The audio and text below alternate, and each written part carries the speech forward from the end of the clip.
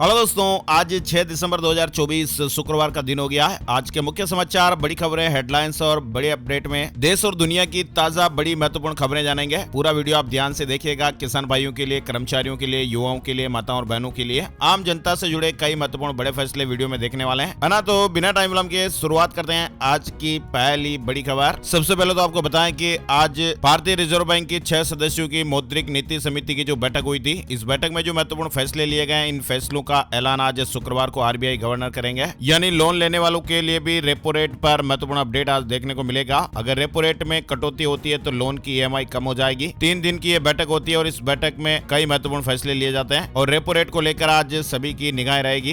Repo rate का सीधा connection loan की ईएमआई पर होता है। अगर रेपो रेट में कटौती होती है तो लोन की ईएमआई कम हो जाती है और रेपो रेट में बढ़ोतरी हो जाने पर ईएमआई भी बढ़ जाती है। आरबीआई की एमपीसी बैठक हर 2 महीने में होती है, तो ये बैठक हो गई और इसके फैसले आज देखने को मिलेंगे। और वैसे भी आजकल बैंकों से जुड़े कई महत्वपूर्ण अपडेट चल रहे हैं। बैंक खाते में आप 4 नॉमिनी जोड़ पाएंगे, अपडेट तो आपने देखा ही होगा। इसके अलावा एक और बड़ी खबर देखिए, ट्रांजैक्शन हो ना हो तब भी आपका बैंक खाता चालू रहेगा। ग्राहकों के फायदे के लिए एसबीआई बैंक ने रिजर्व बैंक से गुहार लगाई है। स्टेट बैंक ऑफ इंडिया ने रिजर्व बैंक ऑफ इंडिया को चिट्ठी लिखकर निष्क्रिय खातों को लेकर नियमों में बदलाव करने की गुजारिश की है। बैंक का कहना है कि खाते को चालू रखने के लिए सिर्फ पैसे के लेन देन को ही नहीं, बल्कि बैलेंस चेक करने जैसे गैर वित्तीय लेन देन को भी माना जाना चाहिए। अभी क्या होता है कि 2 साल तक अगर हम बैंक खाते से कोई लेन देन नहीं करते हैं तो हमारा जो बैंक खाता है वो इनएक्टिव हो जाता है। तो अगर आप बैलेंस भी चेक करेंगे खाते से तो उसको भी एक ट्रांजैक्शन के रूप में माना जाए, ताकि जो लोगों के खाते हैं वो निष्क्रिय ना हो। एसबीआई बैंक ने आरबीआई से इस तरह की गुहार लगाई है। और महाराष्ट्र से जुड़ा बड़ा अपडेट देखिए, महाराष्ट्र चुनाव रिजल्ट के 13 दिन बाद नई सरकार आखिर बन गई।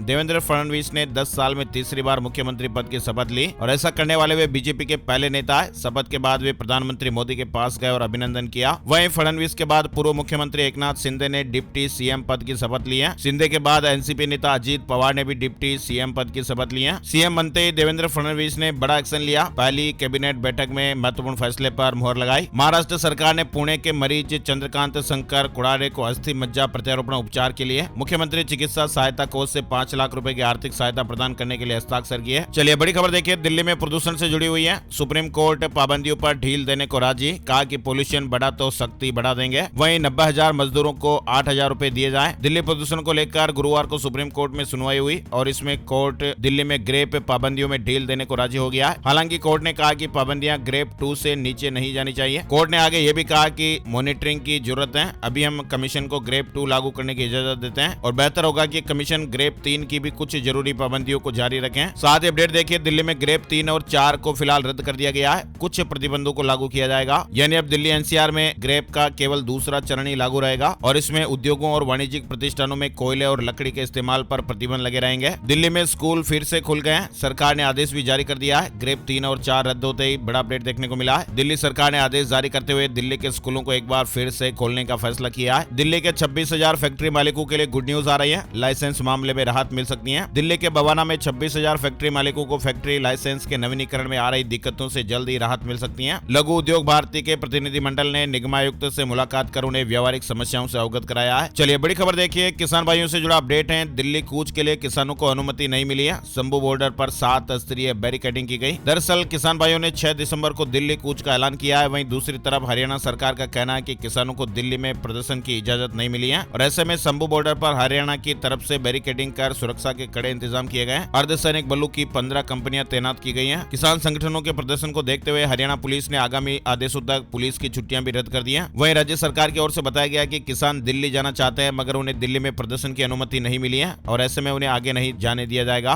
खबर है कि आज 101 किसानों का पैदल जत्था दिल्ली कूच करेगा। 0 पॉइंट पर किसान जुटेंगे। महापंचायत का ऐलान भी किया गया है। संयुक्त किसान मोर्चा ने ऐलान किया कि शुक्रवार दोपहर 12 बजे फिर से सैकड़ों की संख्या में किसान दिल्ली कूच करने के इरादे से 0 पॉइंट पर पहुंचेंगे। वहीं किसान कह रहे हैं कि हम पुलिस के सारे बल प्रयोग सहेंगे लेकिन दिल्ली जाकर ही धरना देंगे। विरोध को लेकर किसान भाई अड़ गए। दरअसल आपको बताएं कि पंजाब के शंभू बॉर्डर पर जारी किसान आंदोलन 2.0 के करीब 297 दिन हो चुके हैं और अब 6 दिसंबर को किसान एक बार फिर से दिल्ली जाने की जिद पर अड़ गए। हालांकि इस बार किसानों का कहना है कि केंद्र सरकार, हरियाणा सरकार और अदालतों को उनके ट्रैक्टर ट्रॉलियों के साथ आगे बढ़ने पर आपत्ति है, तो पैदल ही अपने साथ जरूरी सामान लेकर आगे दिल्ली की ओर बढ़ेंगे। हालांकि हरियाणा सरकार ने किसानों को साफ कर दिया कि उनके पास दिल्ली में जाकर धरना करने की पुलिस की तरफ से परमिशन नहीं है। ऐसे में उन्हें हरियाणा में भी दाखिल नहीं होने दिया जाएगा। बड़ी खबर आ रही है, इंडियन आर्मी से जुड़ा महत्वपूर्ण अपडेट आया है। अब दूर से ही नष्ट किए जा सकेंगे विस्फोटक उपकरण। सेना प्रमुख ने एक्सप्लोडर का उद्घाटन किया है और इस एक्सप्लोडर का मुख्य मकसद आईईडी से सेना के जवानों की सुरक्षा को बढ़ाना है। इस वाहन को दूर से ही चलाया जा सकता है, जिससे जवान बिना किसी खतरे के इन विस्फोटक उपकरणों को नष्ट कर सकते हैं। और पीएम मोदी 13 दिसंबर को प्रयागराज आएंगे, महाकुंभ की तैयारियों का जायजा लेंगे। उत्तर प्रदेश सरकार ने प्रयागराज के संगम क्षेत्र में महाकुंभ नगर को एक नए जिले में अधिसूचित किया है और इसी बीच प्रधानमंत्री नरेंद्र मोदी महाकुंभ 2025 की तैयारियों की समीक्षा करने के लिए 13 दिसंबर को प्रयागराज आ रहे हैं। चलिए बड़ी खबर देखिए। एक कार्यक्रम को संबोधित करते हुए विदेश मंत्री डॉक्टर एस जयशंकर ने गुरुवार को कहा कि अमेरिका के नवनिर्वाचित राष्ट्रपति डोनाल्ड ट्रंप का भारत के प्रति सकारात्मक राजनीतिक दृष्टिकोण रहा है। उनके प्रशासन के साथ गहरे संबंध बनाने और द्विपक्षीय संबंधों को आगे बढ़ाने के लिए भारत कई अन्य देशों की तुलना में कहीं अधिक बेहतर स्थिति में है। चलिए वेदर रिपोर्ट में एक बड़ी खबर देखिए। लेह और गुलमर्ग में कड़ाके की ठंड देखने को मिल रही है। दिन का तापमान भी 5 डिग्री से नीचे देखा जा रहा है। कश्मीर में शीतलहर बढ़ गई है। गुलमर्ग के साथ पहाड़ों में बसे लेह में कड़ाके की ठंड पड़ रही है। हिमाचल वेदर से जुड़ा अपडेट भी देखिए। 7 दिसंबर की रात से ही एक और पश्चिमी विक्षोभ सक्रिय होने वाला है। बारिश और बर्फबारी का येलो अलर्ट रहेगा। 8 दिसंबर के लिए येलो अलर्ट भी जारी हो गया है। राजधानी शिमला समेत प्रदेश के सभी क्षेत्रों में गुरुवार को मौसम साफ रहने के साथ धूप खिली। फिलहाल शुक्रवार और शनिवार को प्रदेश में मौसम साफ रहेगा। 8 और 9 दिसंबर को कई क्षेत्रों में बारिश और बर्फबारी का पूर्वानुमान है। चलिए बड़ी खबर देखिए। अल्लू अर्जुन के खिलाफ गैर इरादतन हत्या का केस। बिना बताए अपनी फिल्म पुष्पा 2 देखने के लिए थिएटर पहुंचे थे। भगदड़ मचने से एक महिला की जान चली गई है। झारखंड से जुड़ी बड़ी खबर देखिए। हेमंत सोरेन कैबिनेट में 5 मंत्री रिपीट हुए हैं। हेमंत सोरेन के सीएम पद की शपथ लेने के 6 दिन बाद गुरुवार को राजभवन के अशोक उद्यान में 11 मंत्रियों ने शपथ ली है। राज्यपाल संतोष गंगवार ने शपथ दिलाई। नई सरकार में 5 मंत्रियों को रिपीट किया गया है, जबकि जेएमएम और कांग्रेस ने अपने 50% मंत्रियों को बदला है। मंत्रिमंडल में झारखंड मुक्ति मोर्चा से 6, कांग्रेस से 4 और राजद से 1 विधायक मंत्री बने हैं। और सर्वे में एक बड़ी खबर सामने आ रही है। कनाडा में भारत को पसंद करने वाले घटे सिर्फ 26% का भारत की तरफ पॉजिटिव नजरिया। 39% बोले ट्रूडो के रहते रिश्ते नहीं सुधरेंगे। वहीं देखिए पुतिन ने भारत के मेक इन इंडिया की तारीफ की है। कहा कि भारत में निवेश करना फायदेमंद है। इंडिया फर्स्ट पॉलिसी से देश को फायदा मिला है। रूस के राष्ट्रपति व्लादिमीर पुतिन ने भारत और प्रधानमंत्री नरेंद्र मोदी की तारीफ की है। मॉस्को में एक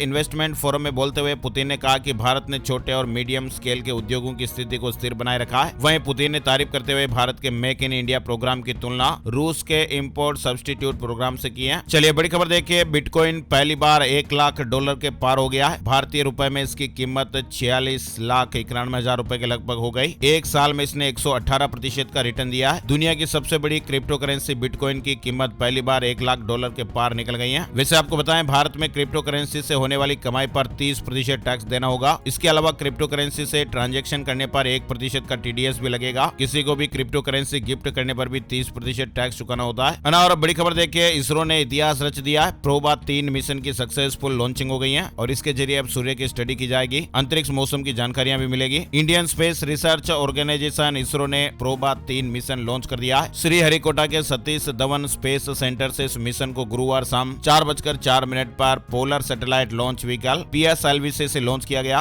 और बड़ी खबर देखिए। 6 से 7 दिसंबर 2024 को IBW का आयोजन होने वाला है। आपको बताएं भारत में हर साल इंडियन बाइक वीक यानी IBW का आयोजन होता है और इस बार IBW 2024 का आयोजन हो रहा है। 11वें संस्करण का यह आयोजन है। भारत में बड़ी संख्या में लोग 2 पहिया वाहनों का उपयोग करते हैं। इस बार 6 और 7 दिसंबर 2024 को इसका आयोजन है। गोवा में यह आयोजन होने जा रहा है। और भारत ने जलवायु संकट के लिए विकसित देशों को जिम्मेदार ठहराया है। कहा कि अपने दायित्वों को पूरा नहीं कर रहे हैं। मध्य प्रदेश से बड़ी खबर आ रही है। मध्य प्रदेश सरकार ने भ्रष्टाचार से जुड़ी शिकायतों के त्वरित निवारण के लिए एक बार फिर सख्त रुख अपनाया है। सामान्य प्रशासन विभाग के एक परिपत्र के अनुसार मध्य प्रदेश के सभी सरकारी कार्यालयों में अनिवार्य रूप से शिकायत पेटी स्थापित की जाएगी। यानी MP में सभी सरकारी कार्यालयों में अब शिकायत पेटी लगाना अनिवार्य होगा। मिंत्रा ने जेप्टो को टक्कर देने की तैयारी की है। 30 मिनट में घर पर डिलीवर करेगी ये सामान। फैशन और जीवन शैली से जुड़े उत्पादों के ई-कॉमर्स प्लेटफॉर्म मिंत्रा ने गुरुवार को अपनी क्विक कॉमर्स सेवा M Now की शुरुआत कर दी है और इसके साथ ही कंपनी ने 30 मिनट में डिलीवरी का वादा किया है। यानी अब क्विक कॉमर्स का M Now का जो मुकाबला है वो जेप्टो और ब्लिंकिट जैसी कंपनियों से होगा, जो कि इस सेगमेंट में पहले से ही काम कर रही हैं। अब जंग में बेधड़क रूस की मदद करेगा नॉर्थ कोरिया। दोनों देशों के बीच नाटो जैसा समझौता लागू हो गया है। रूस और उत्तर कोरिया के बीच एक महत्वपूर्ण रक्षा समझौता प्रभावी हुआ।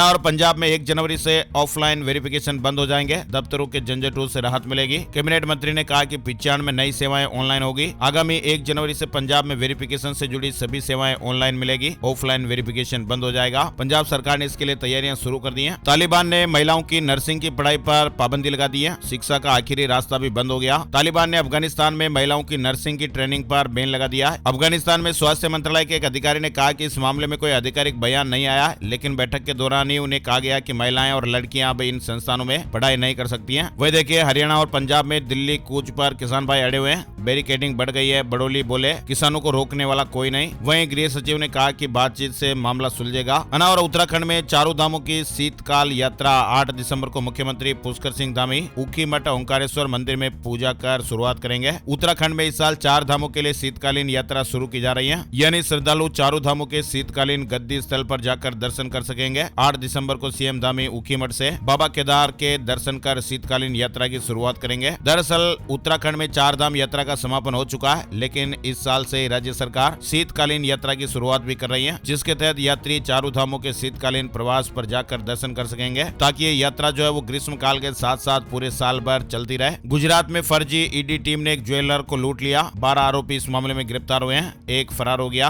22 लाख रुपए और कुछ जेवर बरामद किए गए। हरियाणा में विद्यार्थियों को फ्री में किताबें मिलेंगी। इस बार ऑनलाइन होगी डिमांड। 1 से 8वीं तक के विद्यार्थियों को इसका लाभ मिलेगा, यानी हरियाणा में कक्षा 1 से 8वीं तक के बच्चों को निःशुल्क पुस्तकें वितरित की जाएगी। सिंगापुर में बुजुर्ग आबादी बढ़ी है, लेबर पावर भी घटा है। फर्टिलिटी रेट 0.97 पर पहुंच गई। दुनिया भर में कई देश लो फर्टिलिटी रेट से जूझ रहे हैं। सिंगापुर में तो फर्टिलिटी रेट 0.97 पर पहुंच गया आंकड़ा, जो जनसंख्या संतुलन बनाए रखने के लिए जरूरी 2.1 के फर्टिलिटी रेट से काफी कम है। वहीं एलन मस्क ने इसे लेकर ट्वीट करते हुए कहा कि सिंगापुर खत्म हो रहा है। न्यूज वीक के मुताबिक सिंगापुर में बढ़ती बुजुर्ग आबादी, घटते श्रमिक और कम होते लेबर पावर की वजह से सिंगापुर में फैक्ट्रियों से लेकर फूड डिस्ट्रीब्यूशन तक में रोबोट का इस्तेमाल किया जा रहा है। 2030 तक सिंगापुर की 25% आबादी की उम्र 65 साल से ज्यादा होगी। चलिए बड़ी खबर बांग्लादेश से आ रही है। यूनुस सरकार ने कबूली हिंदुओं पर अत्याचार की बात। इस्कॉन पर भी बड़ा बयान दिया है। बांग्लादेश में हिंदुओं पर हिंसा के मामले को लेकर यूनुस सरकार के प्रेस सचिव ने कहा कि देश में हिंदुओं के खिलाफ कुछ घटनाएं घटित हुई हैं। हम इन्हें कम करने की ओर लगातार काम कर रहे हैं। वहीं प्रेस सचिव शफीकुल आलम ने इस्कॉन को लेकर भी बांग्लादेश सरकार का स्टैंड साफ किया है। उन्होंने कहा कि बांग्लादेश में इस्कॉन पर बैन नहीं लगाया जाएगा। उन्होंने हिंदू संत चिन्मय कृष्ण दास के गिरफ्तार होने के बाद इस इस्कॉन पर बैन की अटकलों को साफ किया है। अभी हाल ही में यूनुस सरकार को अमेरिका की भी चेतावनी आई थी। साथ ही खबर है कि बांग्लादेशी नोट से शेख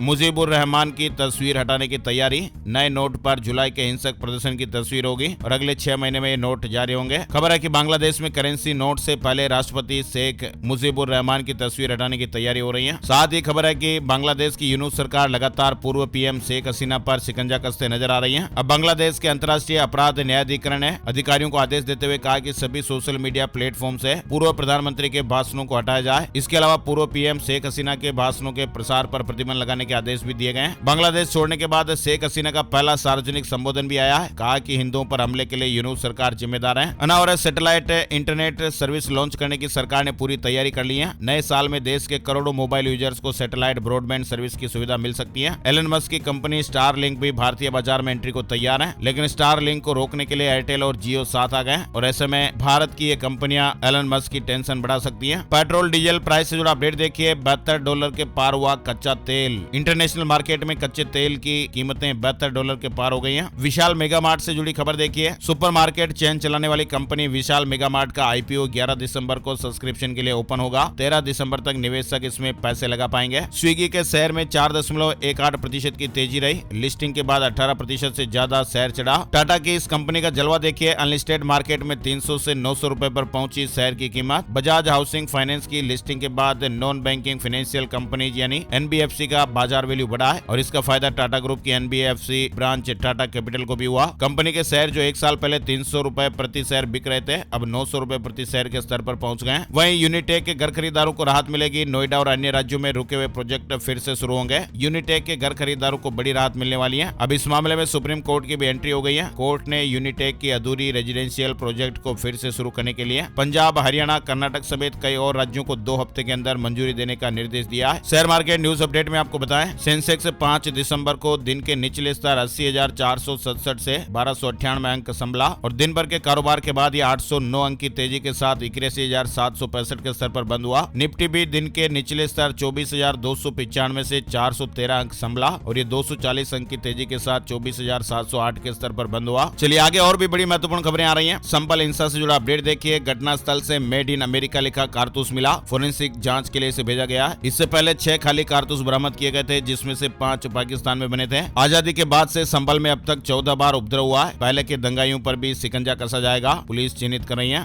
और गूगल क्रोम में एक कमाल का एआई फीचर आ रहा है। फर्जी वेबसाइट का चुटकियों में पता चलेगा। गूगल क्रोम के लिए इस एआई फीचर को फिलहाल टेस्ट किया जा रहा है और इस फीचर के आने के बाद अब यूजर को आसानी से असली और फर्जी वेबसाइट की पहचान में सुविधा रहेगी। टेक्नोलॉजी न्यूज अपडेट ये महत्वपूर्ण है। मध्य प्रदेश में 12 साल पुरानी स्कूल बसें चलाने पर रोक लग गई है। इंदौर हाईकोर्ट ने गाइडलाइन जारी की। हाईकोर्ट की डबल बेंच ने बुधवार शाम को स्कूल बसों को लेकर यह महत्वपूर्ण फैसला सुनाया। ऑटो में भी 3 से ज्यादा बच्चे नहीं बिठा सकेंगे। स्कूल बस और ऑटो के लिए गाइडलाइन जारी कर दी गई है। ऑटो में ड्राइवर समेत कुल 4 ही सवारी होगी। स्कूल बस 12 साल से ज्यादा पुरानी नहीं हो। स्कूल बसों में GPS tracking system, speed governor और सीसीटीवी कैमरे लगाए जाना भी शामिल रहेगा। दरअसल मध्य प्रदेश हाईकोर्ट ने 2018 में इंदौर में दिल्ली पब्लिक स्कूल की एक तेज रफ्तार बस हादसे में 4 मासूम बच्चों की जान चली गई थी। इस मामले को लेकर दायर जनहित याचिकाओं पर स्कूल बसों को चलाने को लेकर ये बड़ी गाइडलाइंस जारी की हैं। और बड़ी खबर देखिए, रजत शर्मा के नाम पर डीप फेक वीडियो बनाया गया। साइबर सेल में मामला दर्ज हुआ है। आजकल के दिनों में आर्टिफिशियल इंटेलिजेंस यानी एआई ने जहां कई चीजों में इंसानों की मदद करनी शुरू की है, वहीं इसकी खामियां भी सामने आ रही हैं। एआई की मदद से डीप फेक वीडियो बनाना बहुत आसान हुआ, जिसका कई लोग गलत रूप से फायदा उठा रहे हैं और आम जनता ही नहीं बल्कि सेलिब्रिटी और बड़े बड़े राजनेता भी डीप फेक से बच नहीं पा रहे हैं। डीप फेक ऐसे कंटेंट को कहा जाता है जिसमें आर्टिफिशियल इंटेलिजेंस यानी एआई के जरिए फोटो या वीडियो में छेड़छाड़ कर किसी चेहरे पर दूसरे का चेहरा लगा दिया जाता है। अब आप देखिए, इंडिया टीवी के चेयरमैन और editor in chief Rajat Sharma का भी एक फर्जी वीडियो वायरल हो रहा है। उनके वीडियो और आवाज का इस्तेमाल करके लोग नकली दवाई बेच रहे हैं। रजत शर्मा ने इस वीडियो को लेकर चेतावनी दी है। उन्होंने लोगों से सावधान रहने को कहा है। उत्तर प्रदेश में कांग्रेस की प्रदेश सहित सभी जिला, शहर और ब्लॉक इकाइयां भंग हो गई हैं। नए सिरे से गठन होगा। पार्टी के राष्ट्रीय महासचिव केसी वेणुगोपाल ने गुरुवार देर रात कमेटी भंग करने के आदेश जारी किए। उत्तर प्रदेश में कैंसिल की गई बिजली कर्मचारियों की छुट्टी। निजीकरण के विरोध के बीच विभाग ने बड़ा फैसला लिया है। वही देखिए, यूपी विधानमंडल का शीतकालीन सत्र 16 दिसंबर से जबरदस्त हंगामे के आसार हैं। अनुपूरक बजट भी पेश होगा। नए साल से वाहन स्वामियों का खर्च बढ़ जाएगा। नई पुरानी सभी गाड़ियों के लिए परिवहन विभाग आदेश जारी करेगा। यूपी से बड़ी खबर आ रही है। 1 जनवरी से वाहनों की प्रदूषण जांच एक बार फिर महंगी होने जा रही है। सभी तरह के वाहनों की प्रदूषण जांच मूल्य में 5% की बढ़ोतरी हो जाएगी। उत्तर प्रदेश के 15 जिलों में सघन टीबी अभियान चलेगा। मौत होने पर डेथ ऑडिट भी कराया जाएगा। शनिवार से 100 दिवसीय सघन टीबी अभियान की शुरुआत होने जा रही है। वहीं उत्तर प्रदेश में कुलदीप सेंगर को दिल्ली हाईकोर्ट से राहत मिली है। 2 हफ्ते की अंतरिम जमानत मिली। कुलदीप सेंगर ने अपनी याचिका में दावा किया कि वे मधुमेह, मोतियाबिंद, रेटिना संबंधी समस्या और अन्य बीमारियों से पीड़ित हैं। वहीं अंतरिम जमानत ने कोर्ट देते हुए निर्देश दिए हैं कि उन्हें एम्स से नई दिल्ली में भर्ती कराया जाए और उनका मेडिकल मूल्यांकन किया जाए। हिमाचल सरकार का खिलाड़ियों को तोहफा पुरस्कार राशि में बढ़ोतरी हुई है। मुख्यमंत्री सुखविंदर सिंह सुक्खू ने अंतर्राष्ट्रीय पदक विजेता खिलाड़ियों के सम्मान कार्यक्रम में कई ऐतिहासिक फैसले लिए हैं। खिलाड़ियों की पुरस्कार राशि में भारी बढ़ोतरी की गई है। खिलाड़ियों को रेल और हवाई किराए में भी रियायत दी जाएगी। वहीं हिमाचल प्रदेश मंत्रिमंडल की बैठक 12 दिसंबर को होगी और इसमें कई महत्वपूर्ण फैसले होने की उम्मीद है। उत्तराखंड से जुड़ी खबर देखिए, सार्वजनिक उपक्रमों के 40,000 कर्मचारियों को बोनस और महंगाई भत्ते की सौगात मिल गई है। आदेश भी जारी हो गए। महंगाई भत्ते में 3% की बढ़ोतरी की गई। अब कर्मचारियों को प्रतिमाह 53% डीए का लाभ मिलेगा। उत्तराखंड के निगम कर्मचारियों के लिए खुशखबरी आप देख सकते हैं। वही खबर है कि उत्तराखंड में निर्बल आय वर्ग के परिवारों का पक्के घर का सपना भी जल्द ही पूरा होगा। 16,000 सस्ते आवास तैयार किए जाएंगे। उत्तराखंड के 3 लाख किसान भाइयों के लिए केंद्र ने 551 करोड़ रुपए जारी किए हैं। उत्तराखंड के 3 लाख किसानों को जैविक खेती से जोड़ने के लिए केंद्र सरकार ने 551 करोड़ रुपए जारी किए। वहीं उत्तराखंड में त्रिस्तरीय पंचायत चुनाव की तैयारी। निर्वाचन आयोग ने हिमाचल से 5000 मतपेटियां भी मंगाई हैं। पंचायत चुनाव की तैयारी अब तेजी से आगे बढ़ रही है। उत्तराखंड हाईकोर्ट का बड़ा फैसला। देहरादून की 2 नदियों में भारी मशीनों से खनन पर रोक लगाई है। राज्य सरकार ने देहरादून के डोईवाला क्षेत्र में बहने वाली सुसवा और एक अन्य नदी में खनन कार्य करने के लिए भारी मशीनों पर रोक लगाई है। SSC CGL tier first result जारी हो गया है। एसएससी की आधिकारिक वेबसाइट पर परिणाम जारी हो गया। चलिए बड़ी खबर खेल जगत से आ रही है। चैंपियंस ट्रॉफी का आयोजन हाइब्रिड मॉडल में ही होगा। अंतर्राष्ट्रीय क्रिकेट परिषद आईसीसी इस नतीजे पर पहुंच गया है। वहीं भारत अपने सभी मुकाबले दुबई में खेलेगा। मुंबई में आईसीआईसीआई बैंक के 3 ऑफिसों पर रेड जीएसटी टीम तलाशी कर रही थी। ऐसे अपडेट है। फिलहाल इस बारे में जीएसटी की ओर से कुछ नहीं कहा गया। झारखंड सीजीएल परीक्षा के नतीजे घोषित हुए। दस्तावेज सत्यापन 16 दिसंबर से 20 दिसंबर तक किए जाएंगे। उत्तर प्रदेश में मुख्य सेविका के 2567 पदों पर भर्ती के लिए अभ्यर्थी शॉर्टलिस्ट हो गए। अभिलेख परीक्षण का कार्यक्रम जारी हुआ। नए साल से हुंडई की कारें 25,000 रुपए तक महंगी हो जाएगी। कंपनी ने लागत में बढ़ोतरी के चलते कीमतें बढ़ाने का ऐलान किया है। नए साल से अब हुंडई की गाड़ियां आपको 25,000 रुपए ज्यादा महंगी मिलेगी। वही देखिए, हीरो वीडा की नई रेंज V2 लॉन्च हुई है। शुरुआती कीमत 96,000 रुपए। कुछ राज्यों की ओर से जरूरी अपडेट में देखिए, राजस्थान के मेवाड़ के सुप्रसिद्ध कृष्णधाम श्री सावलिया जी मंदिर में 1 सप्ताह पूर्व खोले गए भंडार से निकली चढ़ावा राशि की गणना का गुरुवार को 5वां चरण और अब तक 5 चरण में कुल 25,47,74,500 रुपए की चढ़ावा राशि की गणना हो चुकी है। अब भंडारे से निकली राशि की गणना शुक्रवार को भी होगी। इसके अलावा भंडार और बैठ कक्ष में सोने और चांदी का वजन भी होगा। RSS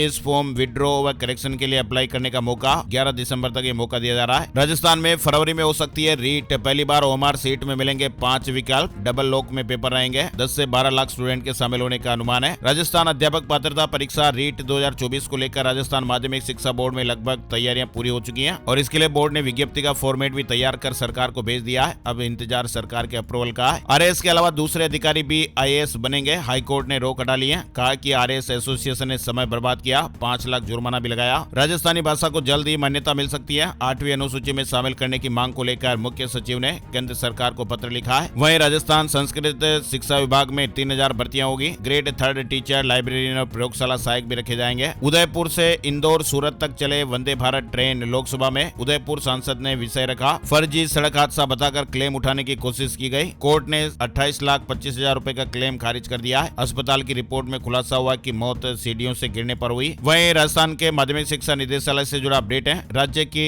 1,25,000 बालिकाओं को 12 दिसंबर को साइकिल मिलेगी। प्रयागराज में अगले साल महाकुंभ लगने वाला है। उदयपुर से 24 जनवरी को स्पेशल टूर ट्रेन। 5 रात 6 दिन का पैकेज रहेगा। किराया 20 से 28,000 रुपए के लगभग। प्रयागराज में अगले साल 13 जनवरी से 26 फरवरी तक महाकुंभ का आयोजन हो रहा है और इसके लिए रेलवे उदयपुर से स्पेशल टूर ट्रेन भी चलाएगा। ये ट्रेन 24 जनवरी को सुबह 8 बजे रवाना होगी। जयपुर, अलवर, आगरा होते हुए वाराणसी, प्रयागराज और अंत में अयोध्या जाएगी। 5 रात और 6 दिन की ये ट्रिप 29 जनवरी को पूरी होगी और यात्रियों को कुंभ, त्रिवेणी संगम, काशी विश्वनाथ मंदिर, संकट मोचन हनुमान मंदिर, तुलसी मानस मंदिर, राम जन्मभूमि मंदिर, हनुमानगढ़ी और गंगा आरती के दर्शन भी कराए जाएंगे। कोच में 3rd एसी और सामान्य स्लीपर होंगे। गुजरात में बसे मध्य प्रदेश के उद्योगपति कराएंगे 15,000 बोर। मध्य प्रदेश राजस्थान के सीएम ने दिल्ली में केंद्रीय जल शक्ति मंत्री के साथ बैठक की है। वहीं मध्य प्रदेश से एक बड़ी खबर है। सीएम तीर्थ दर्शन स्कीम 7 से 13 दिसंबर तक आवेदन। जगन्नाथपुरी जाएंगे वृद्धजन। खंडवा से 23 दिसंबर को ट्रेन मिलेगी। मध्य प्रदेश सरकार द्वारा संचालित मुख्यमंत्री तीर्थ दर्शन योजना के तहत आगामी 23 दिसंबर को खंडवा जिले के वरिष्ठ नागरिक जगन्नाथपुरी जाएंगे और इसके लिए इच्छुक वृद्धजन को अपने आवेदन निकटतम नगरीय निकाय अथवा जनपद पंचायत कार्यालय में 7 दिसंबर से 13 दिसंबर तक जमा कराने। भोपाल से महाकुंभ पुण्य यात्रा के लिए ट्रेन रवाना होगी। 21 जनवरी को इंदौर से निकलेगी। प्रयागराज, वाराणसी और अयोध्या के दर्शन कर सकेंगे। इधर भोपाल पंजाब समाज का युवक युवती परिचय सम्मेलन 15 दिसंबर को। पंजाबी समाज द्वारा आयोजित 29वें एक दिवसीय युवक युवती परिचय सम्मेलन का आयोजन 15 दिसंबर को आयोजित किया जाएगा। मध्य प्रदेश हाईकोर्ट ने राज्य शासन से पूछा कि वह ओबीसी वर्ग को 27% आरक्षण देने के अपने बनाए कानून को लागू क्यों नहीं करना चाहती। 6 साल की कार्यभारित सेवा होने पर पेंशन का हक। हाईकोर्ट ने कहा कि सरकार 27% आरक्षण का अपना कानून क्यों नहीं लागू करती। छत्तीसगढ़ स्कूल शिक्षा विभाग ने 10वीं और 12वीं के प्री बोर्ड परीक्षा का टाइम टेबल जारी कर दिया है। ये परीक्षाएं 20 जनवरी से शुरू होकर 29 जनवरी तक चलेंगी।